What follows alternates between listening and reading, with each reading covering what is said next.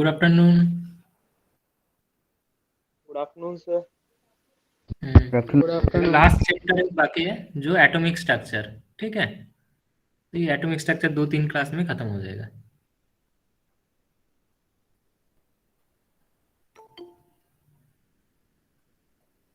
Sir आज extra class भी होगी क्या?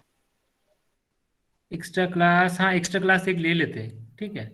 क्योंकि मान लो 1 फरवरी 2 फरवरी से एग्जाम है, जितना पहले खत्म हो जाए, ठीक है। तो जो इम्पोर्टेंट है, जो मेजर है, मैं वही पढ़ाऊंगा, ठीक है।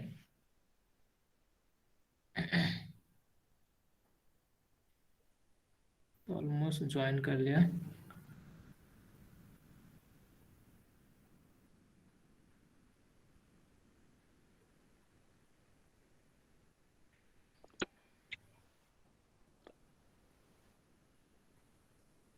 तो देखो, जो एटॉमिक स्ट्रक्चर में पहले क्या है, जो बोर एटॉमिक मॉडल, ठीक है। तो बोर ने जो एटॉम के लिए मॉडल चूज किया था, तो उसका कुछ पोस्टुलेट है, जो पोस्टुलेट ऑफ दिस थ्योरी, जो बोर एटॉमिक मॉडल का, तो ये भी क्वेश्चन में आता है कभी कभी, जो right down the postulate of bore atomic model. तो बोर जो एज्यूम किया था, बोर ने जो पोस्टुलेट दिया था, तो पहले वो पढ़ना पड़ेगा, जो 5-6 है पोस्टुलेट। तो क्या है, बोर ने एज्यूम किया था the atom has central massive core nucleus. मतलब क्या, देखो एटम का एक न्यूक्लियस है, ठीक है। और न्यूक्लियस के ये सर्कुलर ऑर्बिट के थ्रू क्या इलेक्ट्रॉन मूव कर रहे हैं, ठीक है। तो देखो ये फर्स्ट पोस्टुलेट क्या है, तो फर्स्ट पोस्टुलेट में massive core nucleus where all the protons and neutrons are present, ठीक है। तो मतलब ये जो न्यूक्लियस, न्यूक्लियस में क्या होगा, प्रोटॉन न्यूट्रॉन प्रेजेंट है, ठीक है। And the size of the nucleus is very small, ठीक है। ये न्यूक्लियस का साइज क्या होगा, वेरी स्मॉल। तो बोर ने जो मॉडल चूज किया था, देखो ये ऑर्बिट क्या है, सर्कुलर टाइप, ठीक है। अब इलेक्ट्रॉन क्या हो रहा है, इसके थ्रू मूव कर रहे हैं। तो दूसरा पोस्टुलेट देखो, the electron in an atom revolves around the nucleus in certain discrete orbit, ठीक है। Such orbits are known as stable orbit और नॉन रेडिएटिंग और स्टेशनरी ऑर्बिट। तो मतलब क्या है, तो बोर ने जो एज्यूम किया था, मान लो ये इलेक्ट्रॉन मूव कर रहे हैं, तो इलेक्ट्रॉन मूव करने का टाइम क्या होगा, एनर्जी एमिशन नहीं होगा, एनर्जी एमिट नहीं करेगा जब वो सर्कुलर मूव कर रहे हैं, मतलब वो एनर्जी फिक्स्ड है। तो इसलिए ये ऑर्बिट क्या है, ये नॉन रेडिएटिंग और स्टेशनरी ऑर्बिट, मतलब फिक्स्ड ये ऑर्बिट है, ठीक है। मतलब उससे रेडिएशन नहीं होगा।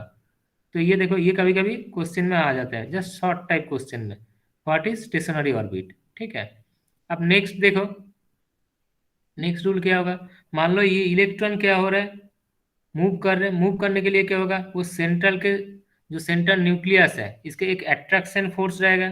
और बाहर क्या होगा, बाहर जाने के लिए एक, मतलब ये राउंड जो मूव कर रहे हैं, बाहर भी जा सकते हैं ये इलेक्ट्रॉन न्यूक्लियस से। तो ये एक बाहर सेंट्रीफ्यूगल फोर्स, जब दोनों फोर्स क्या है इक्वल, मतलब ये जो अट्रैक्शन फोर्स ऑफ अट्रैक्शन और जो सेंट्रीफ्यूगल फोर्स अपोजिट डायरेक्शन में जो फोर्स है, तो ये फोर्स जब दोनों सेम है तब ये मूव करेगा, ये राउंड वाइज, ठीक है।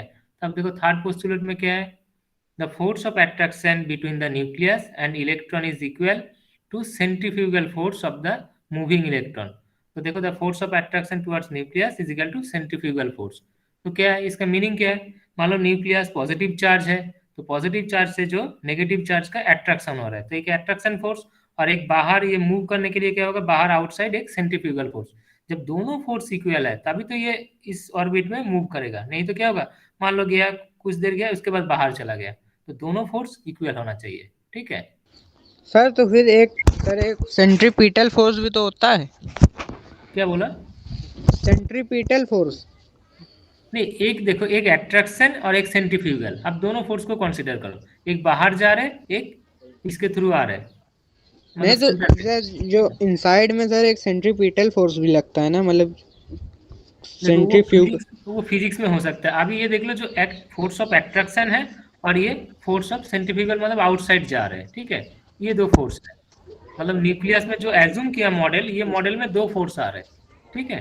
अब तुम फिजिक्स में, नहीं तो मैथमेटिक्स में और सारे हो सकते हैं, लेकिन अभी बोर का जो एटॉमिक मॉडल है, इसमें देख लो ये अट्रैक्शन है फोर्स ऑफ, एंड ये क्या है, सेंट्रीफ्यूगल आउटसाइड जो फोर्स है, ठीक है।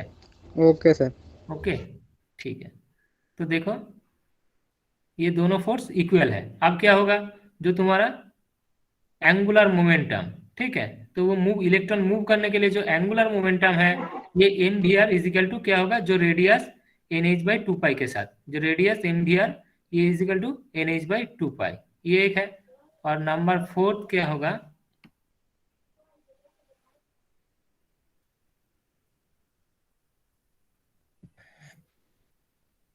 ये जो एंगुलर मोमेंटम, ठीक है, ये एंगुलर मोमेंटम का क्या है, वो क्वांटाइज्ड है। क्वांटाइज देखो n H by two pi, n क्या होगा, इंटीजर वैल्यू, ठीक है।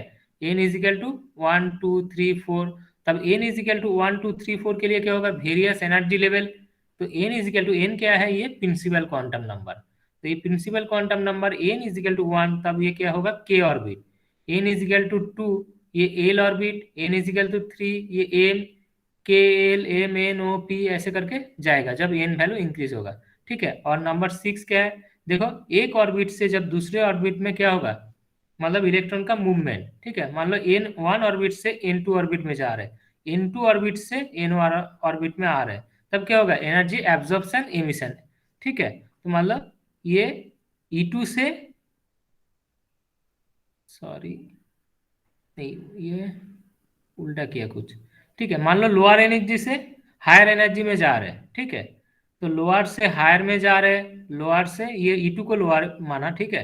तो लोअर से हायर एनर्जी में जा रहे हैं मतलब एनर्जी एब्जॉर्ब हो रहा है, ठीक है, ये एब्जॉर्प्शन है। अब मान लो एनर्जी हायर से लोअर में आ रहा है, तो क्या होगा, एमिशन, ठीक है। अब देखो दोनों एनर्जी का जो डिफरेंस है, ये डिफरेंस E1 माइनस E2, और नहीं तो इधर भी E2 माइनस E1, ये क्या है, जो तुम्हारा फोटोन का एनर्जी है उसके साथ इक्वल होगा। तो मतलब क्या है, जब एक एनर्जी, मतलब एक क्वांटम स्टेट से दूसरा क्वांटम स्टेट, एक एनर्जी लेवल से दूसरा एनर्जी लेवल में जा रहे हैं, तो एनर्जी क्या होगा, आइदर एमिशन होगा नहीं एब्जॉर्प्शन होगा। अब डिपेंड करेगा लोअर एनर्जी से हायर एनर्जी में जा रहा है ना हायर एनर्जी से लोअर एनर्जी में आ रहा है, ठीक है। ये क्या होगा, ये फोटोन का एनर्जी किसके साथ इक्वल होगा, जो तुम्हारा एनर्जी डिफरेंस है दो स्टेट में, ठीक है। तो ये है बेसिकली तुम्हारा बोर्स पोस्टुलेट, ठीक है। तो तुम्हें क्वेश्चन में क्या आएगा, right down the postulate of bourse theory, और नहीं तो और एक क्वेश्चन ऐसे भी आ सकता है, जो बोर पोस्टुलेट है, तो ये जो रेडियस है, इलेक्ट्रॉन मूव कर रहे हैं, ये रेडियस कैलकुलेट करो, radius of Bohr orbit, radius of Bohr orbit ऐसे मतलब क्वेश्चन में आ सकते हैं, calculate the radius of Bohr orbit. तो ठीक है, तुम कैसे कैलकुलेट करोगे, तो पहले बोर मॉडल को लेना पड़ेगा, जो बोर मॉडल क्या है, तो ये बोर पोस्टुलेट है, तो इससे आ जाएगा तुम्हारा बोर मॉडल, जो इलेक्ट्रॉन मूव कर रहे हैं, देखो एक रेडियस आर के थ्रू और सेंटर में न्यूक्लियस होगा। तो मान लो न्यूक्लियस का जो वेट है, मास है, तो मास क्या है न्यूक्लियस का, एम डैश, और जो तुम्हारा इलेक्ट्रॉन का मास है एम, ठीक है। अब देखना पड़ेगा दो फोर्स है, तो एक फोर्स क्या है, एट्रैक्शन, और एक सेंट्रीफ्यूगल फोर्स जो आउटसाइड है। तो जो पहले सेंट्रीफ्यूगल फोर्स है, तो देखो सेंट्रीफ्यूगल फोर्स किसके साथ इक्वल होगा, जो तुम्हारा m we square by r के साथ, ठीक है। और जो इलेक्ट्रिक फोर्स ऑफ एट्रैक्शन है, जो फोर्स ऑफ एट्रैक्शन है, तो वो क्या है, देखो force of attraction is equal to square by are. अब Bohr postulate, according to Bohr postulate क्या है, दोनों इक्वल है, जो दो फोर्स है, centrifugal force and attraction force, तो दोनों को सेम कर दिया, देखो ये is equal to centrifugal force is equal to force of attraction. तो इससे तुम क्या कैलकुलेट करोगे, देखो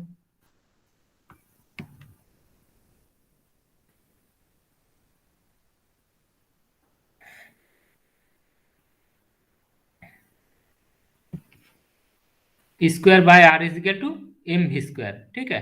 तो पहले कैलकुलेट कर लिया, m we square is equal to square by are. अब देखना पड़ेगा तुम्हारा टोटल एनर्जी क्या है, ठीक है। तो टोटल एनर्जी कैलकुलेट करने के लिए क्या होगा, दो टर्म है, एक kinetic energy T and potential energy, ठीक है। तब देखो kinetic energy T is equal to क्या है, जो half M we square, and potential energy क्या कैलकुलेट करना पड़ेगा, जो वी इजिकल टू तुम्हारा जो फोर्स ऑफ एट्रैक्शन है, ठीक है। फोर्स ऑफ एट्रैक्शन क्या होता है, जो तुम्हारा इन्फानाइट डिस्टेंस से आर डिस्टेंस से इलेक्ट्रॉन क्या मूव कर रहे हैं, मान लो इन्फानाइट डिस्टेंस से आर डिस्टेंस में, तो क्या करोगे, एक इंटीग्रेशन जो तुम्हारा फोर्स ऑफ एट्रैक्शन का, तो square by r square d r. तो ये तुम मैथमेटिक्स के फिजिक्स के स्टूडेंट हो, ये मेरे से अच्छे जानोगे, जो ये इंटीग्रेशन करके क्या आएगा, ठीक है। तो ये देखो आर है माइनस स्क्वायर बाय आर, ठीक है। तो अब तुम्हें मिल गया जो तुम्हारा potential energy, sorry kinetic energy है, और जो पोटेंशियल एनर्जी। अब टोटल एनर्जी कितना होगा, टोटल एनर्जी दोनों एनर्जी को ऐड करने से टी प्लस वी कर दो, तो देखो T is equal to half M we square, और जो तुम्हारा पोटेंशियल एनर्जी है v is equal to minus square by are. तो माइनस स्क्वायर बाई आर, देखो square by r is equal to पहले कैलकुलेट करके रखा, तो एम वी स्क्वायर। ठीक है, अब दोनों का ऐड करने से क्या आ रहा है, half M we square minus M we square, तो overall minus half M we square. अब फिर से कन्वर्ट कर रहे, M we square is equal to square by are, तो minus half E square, sorry half square by R. ठीक है, तो अब बोर मॉडल में जो दूसरा पोस्टुलेट में था, जो ये एंगुलर मोमेंटम, सॉरी देखो angular momentum is equal to M we r is equal to N H by 2 pi. तो ठीक है, ये वैल्यू पुट करो।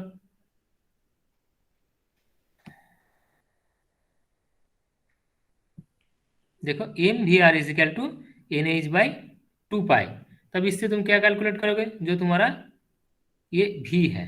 ठीक है, तो v is equal to N H by 2 pi into 1/m r। ठीक है, क्योंकि ये v का वैल्यू क्यों कैलकुलेट किया, देखो ये आ रहा है minus half square by r. ठीक है, नहीं सॉरी,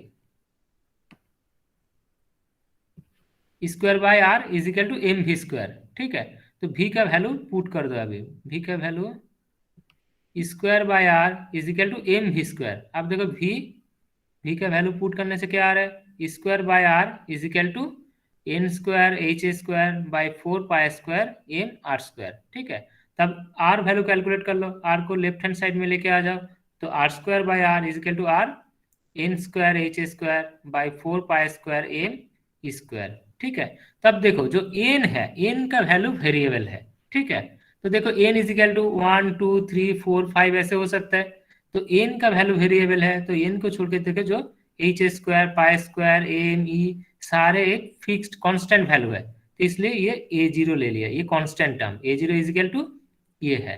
ठीक है, तो देखो जो बोर का रेडियस है वो किसके ऊपर डिपेंड कर रहे हैं, तुम्हारा जो ऑर्बिट के ऊपर, एन स्क्वायर के ऊपर। ठीक है, तो ये कैलकुलेट कर लो, ऐसे भी क्वेश्चन में दे सकता हूँ, जो calculate the radius of Bohr orbit in CGS unit, नहीं तो एसआई यूनिट, कोई भी एक यूनिट में दे दिया, तब तुम क्या करोगे, ये पहले डेरिवेशन बनाओगे, आर इज इक्वल टू ये एन स्क्वायर ए जीरो। अब ए जीरो का वैल्यू कैलकुलेट कर लो, तो देखो ए जीरो का वैल्यू कैलकुलेट किया जब n value is equal to 1। ठीक है, तो एन को वैल्यू पुट 1 कर दिया। अब देखो ये सारे कांस्टेंट टर्म है, तो कांस्टेंट टर्म के जो कांस्टेंट ये मैंने पुट किया। ठीक है, पुट करने के बाद क्या आ रहा है, देखो ये रेडियस 0.529 इंटू 10⁻⁸ सेंटीमीटर, फिर इसको एंगस्ट्रॉम में कन्वर्ट कर लिया। ठीक है, तो इतना एंगस्ट्रॉम आ रहा है। ठीक है, जो 1 angstrom is equal to 10⁻⁸ centimetre. तो ऐसे मान लो क्वेश्चन में आ सकते हैं, write down the Bohr postulate. ठीक है, उसके बाद calculate the radius of Bohr orbit. ठीक है, रेडियस ऑफ बोर ऑर्बिट, तो कैसे कैलकुलेट करोगे, जस्ट ये मॉडल, बोर का जो मॉडल है एटॉमिक मॉडल, वो चूज करना पड़ेगा, फिर जो दोनों फोर्स को इक्वल कर दोगे, फिर उसके बाद जो उसको टोटल एनर्जी कैलकुलेट करोगे, सॉरी हाँ टोटल एनर्जी, फिर टोटल एनर्जी कैलकुलेट करने के बाद जो तुम्हारा इन वी आर, जो एंगुलर मोमेंटम से जो आर रिलेटेड है, वी और आर, तो ये इक्वेशन में पुट करने से क्या आ रहा है, जो तुम्हारा radius of Bohr orbit, finally उसको कन्वर्ट कर दो यूनिट में, सीजीएस नहीं तो एसआई। ठीक है, तो एक यूनिट में कन्वर्ट करने के बाद देखो क्या आ रहा है, ये r is equal to 0.529 10⁻⁸ centimetre. तो ये कभी कभी मल्टीपल चॉइस का भी क्वेश्चन आता है, जो बोर रेडियस कितना होता है फॉर एन 1 ऑर्बिट के लिए। ठीक है, तो मान लो 0.529 एंगस्ट्रॉम, ये कांस्टेंट। ठीक है, तो ये क्वेश्चन मल्टीपल चॉइस में भी आता है।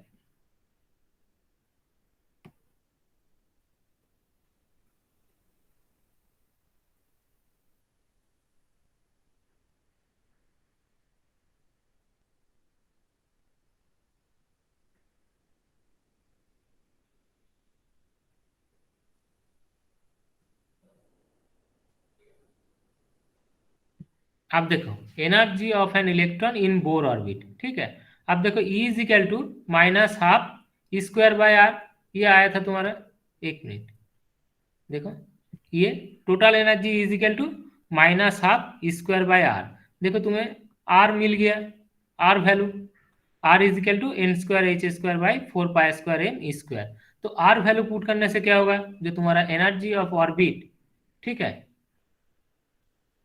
Energy of an electron in Bohr orbit, तो आर वैल्यू पुट कर दिया।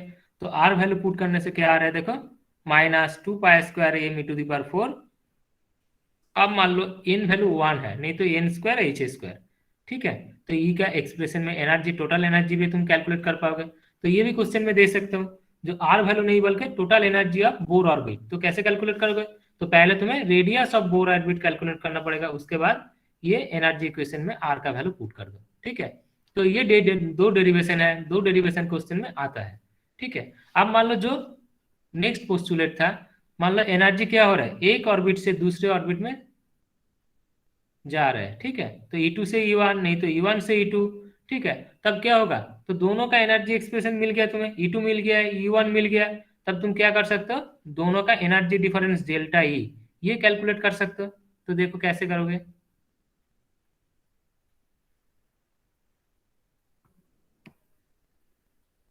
तो मान लो जो हायर एक्साइटेड स्टेट में है ये EH किया, ठीक है, E को E1 किया, तब दोनों के लिए क्या होगा देखो, E डेल्टा E, मतलब ये E नहीं, ये डेल्टा E होगा। डेल्टा E मतलब दोनों का difference, higher energy and lower energy में, तो दोनों का डिफरेंस। तो ये एनर्जी एक्सप्रेशन में क्या करोगे, पहले देखो E n=1 किया, और नहीं तो E n=h, मतलब हायर एक्साइटेड स्टेट में जा रहा है E NH, नहीं तो 2 3 4 जैसे भी है। ठीक है, और एक बार क्या होगा E n=1 जो लोअर ऑर्बिट में, तब दोनों का जस्ट डिफरेंस करोगे तो ये नेगेटिव साइन है। तो नेगेटिव साइन जो एनर्जी एक्सप्रेशन माइनस माइनस ये। ठीक है, तो क्या हो रहा है फिर से देखो, नेगेटिव और नेगेटिव मिलके पॉजिटिव, तो ये आगे आ रहा है जो तुम्हारा लोअर एनर्जी स्टेट वो आगे आ रहा है। उसके बाद क्या होगा, 1/n² माइनस जो तुम्हारा n एक्साइटेड स्टेट में, मान लो n ये x है। ठीक है, तो 2 3 x=2 3 4 5।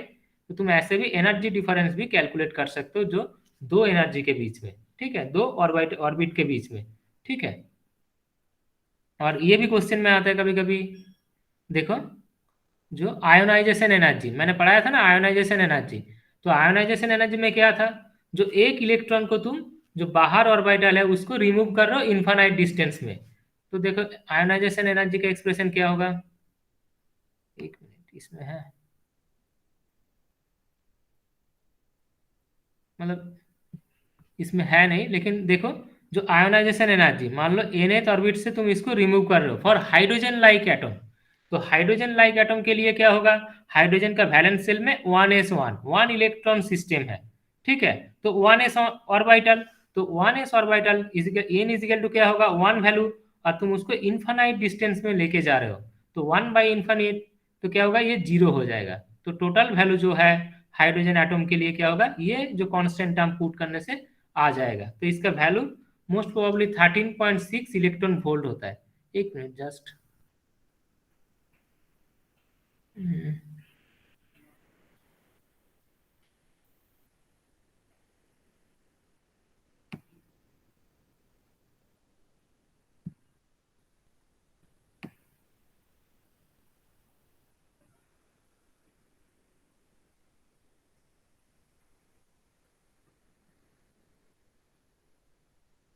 शायद मैंने वो डालना भूल गया। ठीक है, क्लास के बाद में डाल देता हूँ वो इक्वेशन भी। ठीक है, इसमें है,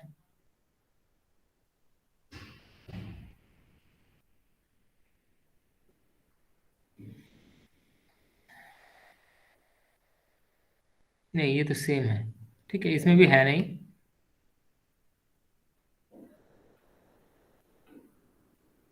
ठीक है, तो क्लास के बाद में डाल देता हूँ वो। ठीक है, इसमें भी है नहीं।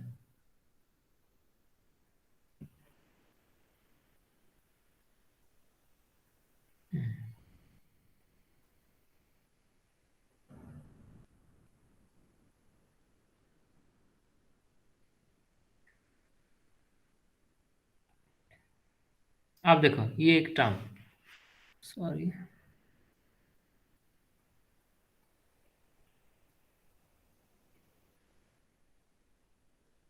देखो जो बोर ने एज्यूम किया था, ठीक है, बोर ने क्या एज्यूम किया था, जो तुम्हारा पार्टिकल नेचर है। ठीक है, एक मिनट, ये सॉरी कार्सन ने ये करना, देखो अकॉर्डिंग टू बोर थ्योरी क्या है, जो बोर जो एक्सपेरिमेंटल किया था, ये बोर ऑर्बिट ये एज्यूम किया था ये सर्कुलर है। ठीक है, तो मुश्किल हो रहा है। देखो बोर ने एज्यूम किया था ये सर्कुलर है, ठीक है, लेकिन according to de Broglie equation, de Broglie ने क्या बताया था, मुश्किल होगा। ऐसे देख लो, ये सर्कुलर है, बोर ने एज्यूम किया था, लेकिन उसके बाद क्या है, डी बॉगली ने मॉडिफिकेशन किया था। डी बॉगली ने क्या बोला था, जो जो पार्टिकल है, पार्टिकल का वेव नेचर है, ठीक है, पार्टिकल का वेव नेचर मतलब क्या है, वेव नेचर मतलब ये ऐसे क्या होगा, पार्टिकल वेव नेचर मतलब ऐसे ऐसे जाएगा, फिक्स नहीं, जस्ट एक up and down up and down up and down होकर मूव करेगा, ठीक है। तो अप एंड डाउन मूव करने से, जैसे लाइट, लाइट का नेचर क्या है, वेव नेचर है एक, तो पार्टिकल का भी सिमिलर वेव नेचर है। तो ये डी बॉगली ने प्रूव किया था। तो आफ्टर डी बॉगली की जो बोर इक्वेशन है, ये देखो, बोर ऑर्बिट पहले राउंड शेप था, अभी क्या होगा, ये वेव नेचर है मान लो पार्टिकल का, तो वेव नेचर होने से क्या होगा, ये प्रॉपरली प्रूफ होगा, जो ऐसे ही सर्कुलर ऑर्बिट में मूव करता है, ठीक है। तो ये मुश्किल हो रहा है।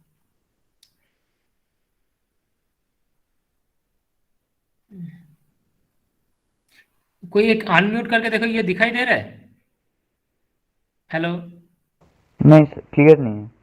क्लियर नहीं है ना, तो इसको जब मैं जूम कर रहा हूँ तो मुश्किल हो रहा है। तो ये मैं नेक्स्ट क्लास में बता दूंगा, ठीक है, क्योंकि ये कुछ है नहीं, जस्ट क्या किया, जो पार्टिकल का वेव नेचर है, तो पार्टिकल का वेव नेचर कैसे आ रहा है, जो मान लो जो तुम्हारा आइंस्टाइन का equation E is equal to M C square और E is equal to H nu, ठीक है। तो अब E is equal to M C square H nu, तो दोनों ही क्या है, एनर्जी, तो दोनों को इक्वल कर रहे हैं, ठीक है। तो इसको पीडीएफ बना के मैं नेक्स्ट क्लास में ये करता हूँ डिस्कशन इसका, तो मान लो बोर्स मॉडल को कैसे ये डी बॉगली ने मॉडिफिकेशन करके वो एक्सप्रेशन को प्रूव किया, जो ये वेव नेचर है, ठीक है। एक मिनट,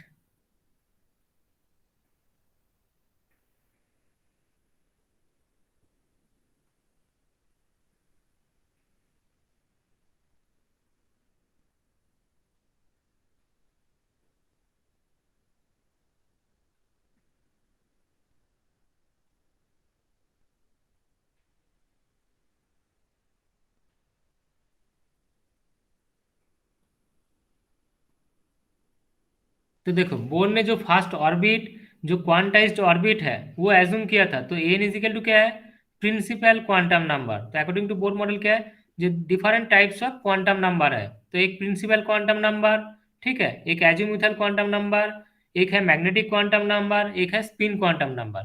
तो जो तुम्हारा प्रिंसिपल क्वांटम नंबर है, जो एन से रिप्रेजेंट करते, तो एन का वैल्यू से क्या क्या तुम डिटरमाइन कर सकते हो, ठीक है। तो जो प्रिंसिपल क्वांटम नंबर वैल्यू है एन, तो एन से क्या होगा, देखो पहले, the principal quantum number represent the orbit in which the electron involve round the nucleus. मतलब एन वैल्यू से तुम्हें क्या पता चल जाएगा, एन वैल्यू से कौन सा ऑर्बिट में इलेक्ट्रॉन मूव कर रहे हैं, ठीक है। तो मैंने जैसे पहले ही बताया था, जो बोर्स पोस्टुलेट के time, n is equal to 1 2 3 4 5 6 ऐसे इन्फिनाइट तक हो सकता है।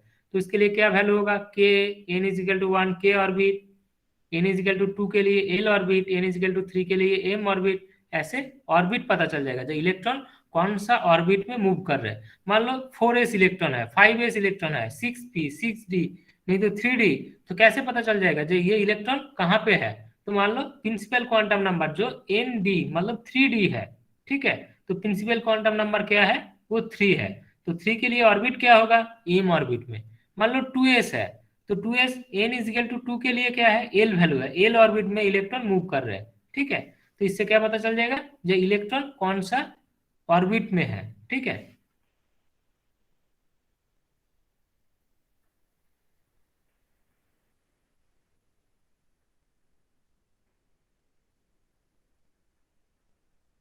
देखो, जो प्रिंसिपल क्वांटम नंबर है, प्रिंसिपल क्वांटम नंबर से जो तुम्हारा ऑर्बिटल का साइज कैसे है, ठीक है, वो साइज भी पता चलेगा, क्योंकि एन वैल्यू इंक्रीज करने से क्या होगा, ऑर्बिटल का साइज इंक्रीज करेगा, और एन वैल्यू डिक्रीज करने से क्या होगा, ऑर्बिटल का साइज डिक्रीज करेगा। क्योंकि देख लो, मान लो 1s है, 1s के लिए एन वैल्यू क्या है, 1, ठीक है, 2s के लिए क्या होगा, एन वैल्यू 2, 3s के लिए 3, और नहीं तो 2p मान लो, 2p के लिए क्या होगा, एन वैल्यू 1, ठीक है, 3p के लिए एन वैल्यू 3, ठीक है।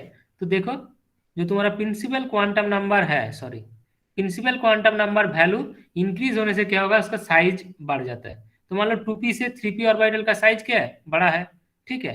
और नेक्स्ट क्या है देखो, जो n value determines the radius of n orbit, ठीक है। तो n वैल्यू से क्या होगा, एक्चुअली देखो जो टर्म मैंने बताया था, जो r किसके साथ रिलेटेड है, r n स्क्वायर के साथ, ठीक है। तो r n proportional to n square, बाकी सारे टर्म क्या है, ये कांस्टेंट है। मैंने लिखा था देखो, r n is equal to n square into a zero. देखो इस एक्सप्रेशन में, सॉरी,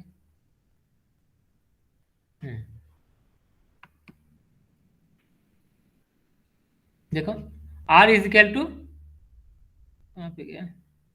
ये n इज इक्वल टू 1, तो n square into a zero, ठीक है। तो r किसके साथ प्रोपोर्शनल हो रहा है, एन स्क्वायर के साथ, ये तो कांस्टेंट टर्म है।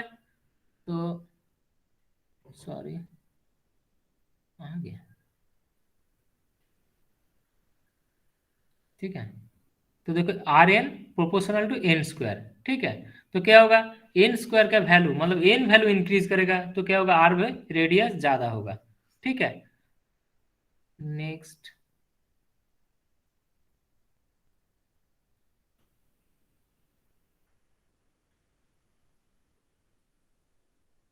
देखो, तुम्हें n value determine the energy of the electron in given orbit. तो एन वैल्यू से एनर्जी भी पता चल जाएगा। देखो आर का एक्सप्रेशन में क्या था, एनर्जी जो, सॉरी, आर का एक्सप्रेशन में जो एन वैल्यू है, एन स्क्वायर अपर साइड था, देखो एन स्क्वायर अपर साइड था, लेकिन एनर्जी के एक्सप्रेशन में क्या है, एन स्क्वायर नीचे है, ठीक है। तो एन स्क्वायर नीचे है और ये नेगेटिव साइन है, ठीक है। पहले देख लो, ये नेगेटिव साइन है, तो क्या होगा, एन वैल्यू इंक्रीज करने से क्या होगा, एनर्जी भी इंक्रीज करेगा। क्योंकि देखो जितना ज्यादा ये क्या होगा, वैल्यू हायर है, तो ये नेगेटिव कम होगा। तो एन वैल्यू इंक्रीज करने से एनर्जी भी क्या हो रहा है, इंक्रीज हो रहा है, ठीक है। क्योंकि ये एनर्जी एक्सप्रेशन में नेगेटिव टर्म है, तो एन का वैल्यू इंक्रीज होने से क्या होगा, ये कम नेगेटिव होते जा रहा है। तो कम नेगेटिव मतलब क्या होगा, वो एनर्जी वैल्यू हाई है, मतलब नेगेटिव 10 है और नेगेटिव 1 है। तो नेगेटिव 1 का वैल्यू क्या है, मोर पॉजिटिव, ज्यादा है वैल्यू हाई, और नेगेटिव 10 मतलब क्या है, वो लोअर इन एनर्जी, ठीक है। और एक पता चलता है क्या, जो एन वैल्यू, उसमें मैक्सिमम इलेक्ट्रॉन कैपेसिटी क्या होता है। तो इसके लिए एक फॉर्मूला है, जो तुम्हारा l is equal to zero to l is n minus one. इससे तुम्हें पता चल जाएगा जो क्या, टोटल एन मैक्सिमम कितना हो सकता है, 2n स्क्वायर। फाइनली जो फॉर्मूला आएगा, ये देखो, एक मिनट, देखो ये आए, sorry, n maximum electron capacity, maximum electron capacity of n orbit क्या हो सकता है, ये 2n स्क्वायर। फॉर्मूला क्या आएगा, 2n स्क्वायर, ठीक है। तो मान लो के ऑर्बिट के लिए मैक्सिमम इलेक्ट्रॉन कैपेसिटी कितना होगा, तो के ऑर्बिट के लिए n max is equal to n is equal to 1 for K orbit, तो 2 इंटू 1 स्क्वायर 2। अब देखो एल ऑर्बिट के लिए कितना होगा, एन इजिकल टू 2, तो 2 इंटू 2 स्क्वायर टोटल 8। तो ऐसे करके तुम बोल सकते हो जो maximum electron capacity of n orbit में क्या होगा, जो 2n स्क्वायर। तो ये भी मल्टीपल चॉइस का क्वेश्चन है, जो maximum electron capacity of n orbit क्या हो सकता है, 2n स्क्वायर, ठीक है। और नहीं तो ऐसे बता दिया, जो 4s इलेक्ट्रॉन के लिए बताओ, 4f इलेक्ट्रॉन के लिए बताओ कितना मैक्सिमम इलेक्ट्रॉन कैपेसिटी है। अब देखो जो तुम्हारा नेक्स्ट क्वांटम नंबर आ रहा है, ये क्या है, जो एजीमुथल क्वांटम नंबर, ठीक है।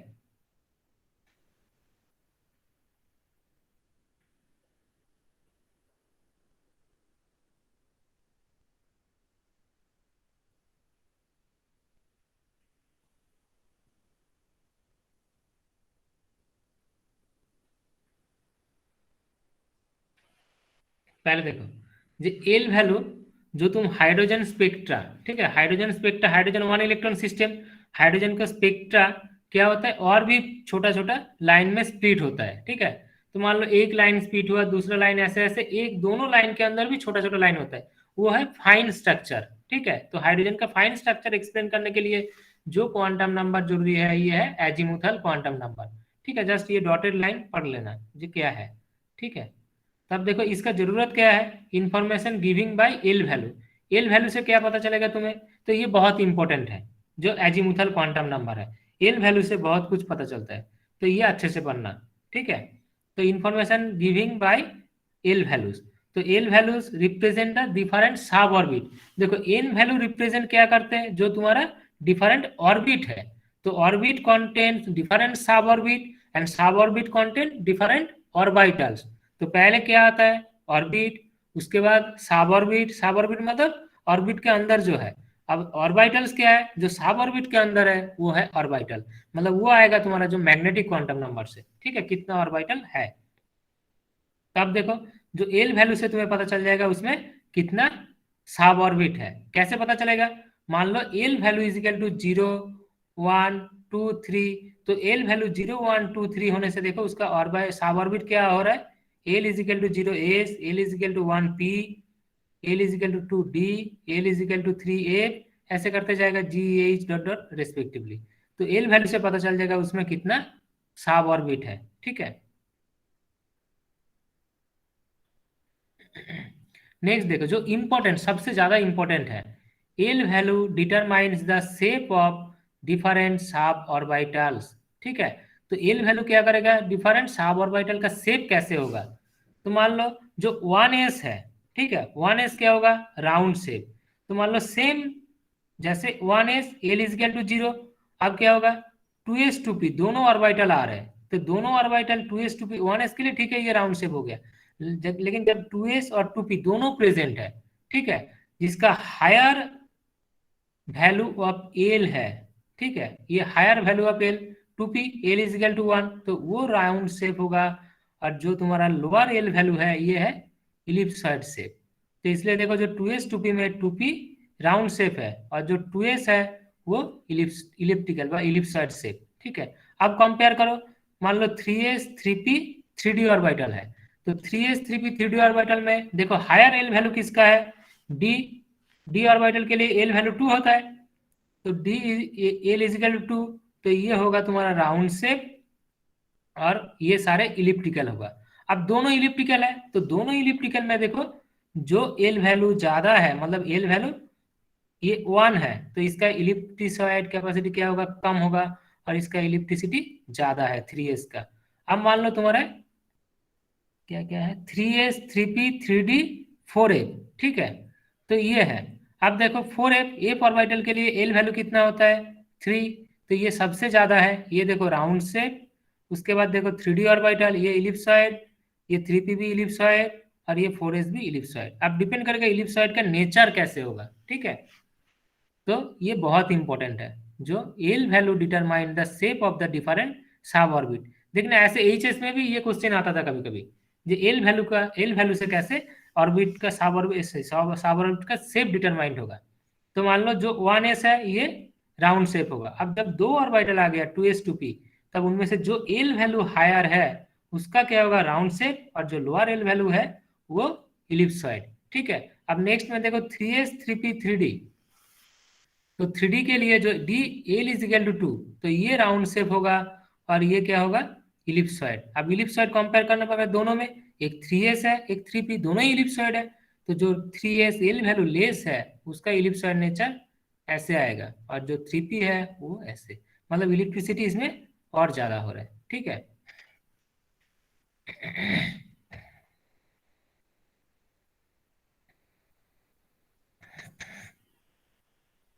देखो और भी एक क्वेश्चन आता है इससे एल वैल्यू से।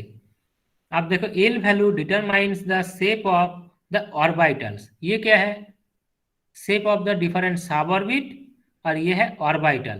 तो एल वैल्यू से भी पता चलेगा जो तुम्हारा सब ऑर्बिटल का शेप क्या है। तो जो एस ऑर्बिटल्स है, S orbital spherical in nature, मतलब सिमेट्रिकल स्फेरिकल, और जो पी ऑर्बिटल, ये पी ऑर्बिटल क्या होता है, डम्बेल, डम्बेल इन शेप। जो डी ऑर्बिटल है ये डबल डम्बेल, ठीक है। और जो एफ ऑर्बिटल है टेट्रा डम्बेल शेप और डम्बेल विथ 2 रिंग्स, ठीक है, ये एफ ऑर्बिटल के लिए। तो मान लो ऐसे क्वेश्चन में आ गया, draw the shape of different orbitals S P D A, तो ये ऑर्बिटल को शेप ड्रॉ करने के लिए दिया जाएगा, तो कैसे करोगे, देखो एक है, एक मिनट, ये, ठीक है। तो देखो ये नहीं, ये तो डी ऑर्बिटल का शेप ड्रॉ किया मैंने, ठीक है, सॉरी, तो वो मैंने किया नहीं शायद, ठीक है। तो ये किसी बुक से देख लेना, जो एस ऑर्बिटल का क्या होता है, वो राउंड से सिमेट्रिकल स्फेरिकल, जो पी ऑर्बिटल वो डम्बेल शेप होता है, और जो डी ऑर्बिटल डबल डम्बेल, और जो तुम्हारा एफ ऑर्बिटल टेट्रा डम्बेल और नहीं तो डम्बेल विथ 2 रिंग्स, ठीक है।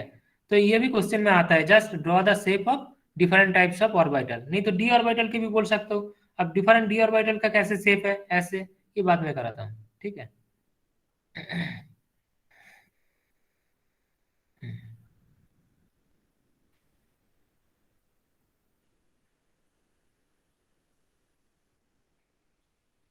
देखो ये मैग्नेटिक क्वांटम नंबर, ठीक है। तो मैग्नेटिक क्वांटम नंबर कैसे आया, तो मैग्नेटिक मतलब एक मैग्नेटिक फील्ड अप्लाई करना पड़ेगा उसमें, ठीक है। तो जब बोर्ड स्प्लिटिंग हो रहा है लाइन में, तुम बाहर से एक मैग्नेटिक फील्ड अप्लाई कर रहे हो, ठीक है। तो मैग्नेटिक फील्ड अप्लाई करने से क्या हो जाता है, जो तुम्हारा लाइन है, मतलब एक दो लाइन तुम दिख रहे हो, वो लाइन फर्दर स्प्लिट करते, ठीक है। तो bore could not explain the splitting of a single spectrum line into A number of closely spaced line, मतलब एक लाइन तो तुम देख रहे हो, लेकिन मैग्नेटिक फील्ड देने से क्या हो रहा है, वो स्प्लिटिंग हो रहा है, स्प्लिट होकर बहुत सारे लाइन बन रहे हैं। तो वो इफेक्ट जो है, एक लाइन से बहुत छोटा छोटा लाइन बन रहे हैं, वो इफेक्ट को बोलते हैं जीमैन इफेक्ट। तो ये है बोर थ्योरी का एक ड्रॉबैक, ठीक है। ये बाद में मैं मेरिट्स डिमेरिट्स में मतलब डिस्कस करूंगा, जो बोर थ्योरी का मेरिट क्या है, ड्रॉबैक क्या है, डिमेरिट्स क्या है। तो ये छोटा छोटा लाइन को, जो स्पेक्ट्रल लाइन है, इसको रिप्रेजेंट करने के लिए एक क्वांटम नंबर आया, वो है मैग्नेटिक क्वांटम नंबर, ठीक है। और ये इफेक्ट क्या है, जीमैन इफेक्ट, ठीक है। तो देखो इसको रिप्रेजेंट कैसे किया जाता है, ये एम एल, ठीक है, ये डेजिग्नेट करते हैं एम सफिक्स से एल, एम एल से। तो एम एल वैल्यू क्या होगा, मान लो M L value equal to M L is equal to 12+1 होगा, ठीक है। तो देखो एम एल इजिकल टू क्या होगा, प्लस एल टू 0 वैल्यू है, ठीक है।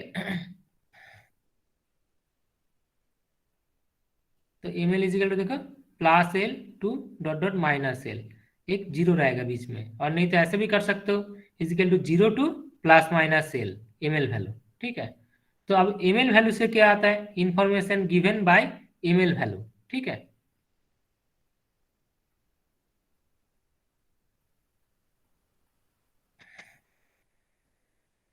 तो एम एल वैल्यू से देखो क्या पता चलेगा, number of orbitals in A given सब ऑर्बिट, एक सब ऑर्बिट में कितना ऑर्बिटल्स प्रेजेंट है, वो एम एल वैल्यू से पता चलेगा। तो पहले देखो, जो तुम्हारा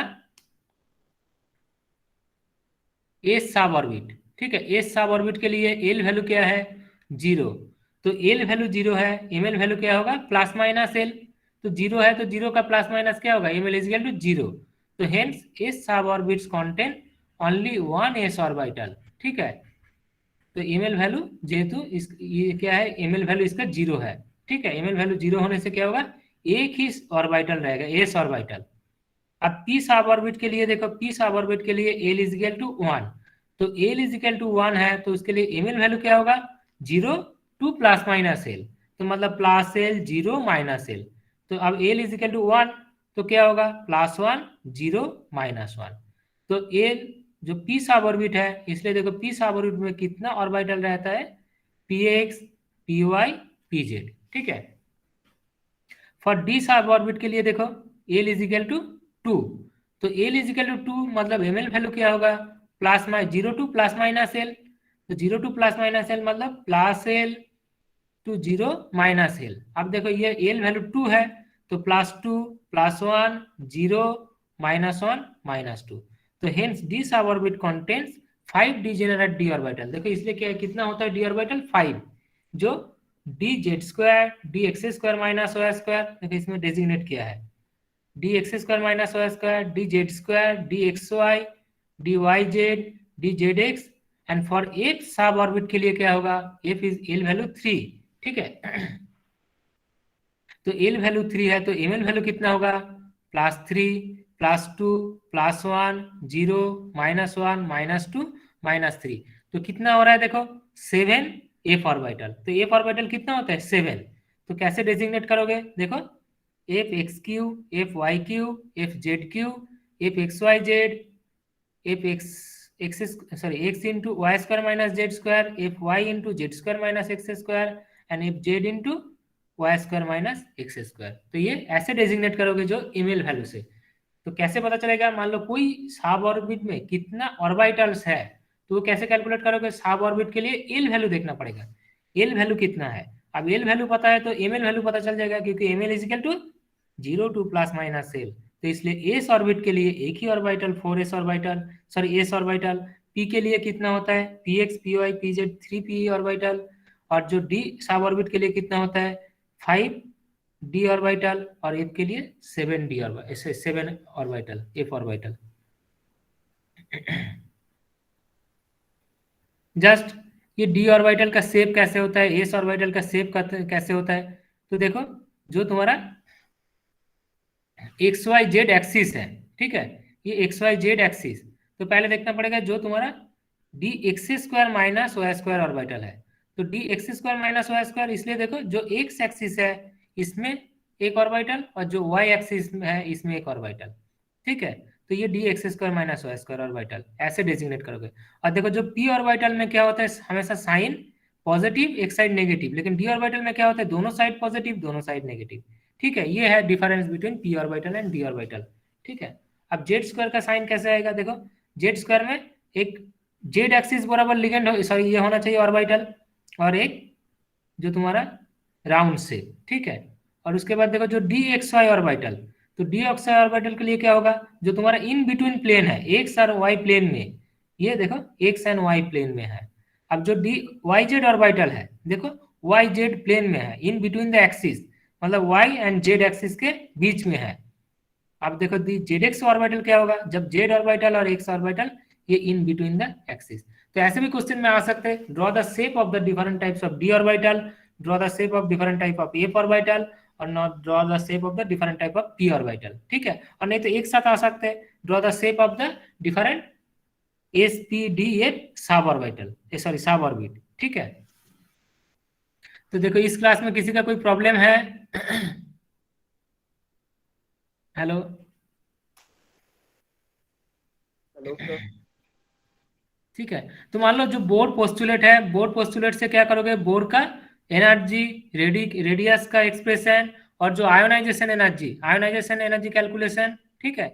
और जो तुम्हारा डिफरेंट जो क्वांटम नंबर है, प्रिंसिपल, एजीमुथल, मैग्नेटिक और एक स्पिन क्वांटम नंबर, ठीक है, वो क्या डेजिग्नेट करते उससे क्या पता चलेगा तुम्हें, ठीक है। जस्ट इस क्लास में, नेक्स्ट क्लास में जो तुम्हारा Aufbau principle, Pauli exclusion principle, Hund's rule, Heisenberg uncertainty principle, ये मैं करा देता हूँ, ठीक है। मेरा गला खराब हो रहा है सर ज्यादा। सर आज ही होगा क्या नेक्स्ट क्लास? आज आज कोई प्रॉब्लम है? एक मिनट रिकॉर्डिंग स्टॉप करता हूँ मैं, नहीं तो हाँ।